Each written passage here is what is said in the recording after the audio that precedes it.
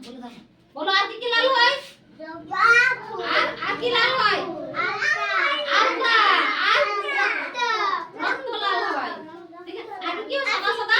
সাদা সাদা কি কি হয়? আর খাতা। খাতা। আর ভাত সাদা হয় না? তারপর আর কি? পাকা চুল। তারপর রুটি। রুটি দাঁত। বাহ, দাঁত বলেছে। এমন তো দাঁত বলেছে। দাঁত তো সাদা হয়।